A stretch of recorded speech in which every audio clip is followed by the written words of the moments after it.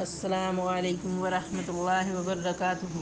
حضرت انس رضی اللہ تعالی عنہ سے روایت کی۔ انس رضی اللہ تعالی عنہ نے کہا، میں نے کبھی کوئی عنبر، کوئی کستوری اور کوئی بھی ایسی خوشبو نہیں سونگھی جو رسول اللہ صلی اللہ علیہ وسلم کے جسم اطہر کی خوشبو سے زیادہ اچھی اور پاکیزہ ہو، اور میں نے کبھی کوئی ریشم یا دیباج نہیں چھوا جو چھونے میں رسول اللہ صلی اللہ علیہ وسلم کے ہاتھوں سے زیادہ نرم و ملائم ہو۔ سماعت نے حضرت جابر بن سمرہ رضی اللہ تعالی عنہ سے روایت کی، کہا کہ میں نے رسول اللہ صلی اللہ علیہ وسلم کے ساتھ ظہر کی نماز پڑھی، پھر آپ صلی اللہ علیہ وسلم اپنے گھر جانے کو نکلے اور میں بھی آپ صلی اللہ علیہ وسلم کے ساتھ نکلا۔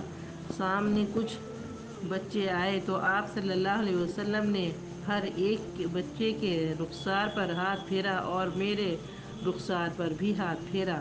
میں نے آپ صلی اللہ علیہ وسلم کے ہاتھ میں وہ ٹھنڈک اور وہ خوشبو دیکھی جیسے نبی کریم صلی اللہ علیہ وسلم نے خوشبو ساز کے ڈبے میں سے ہاتھ نکالا ہو۔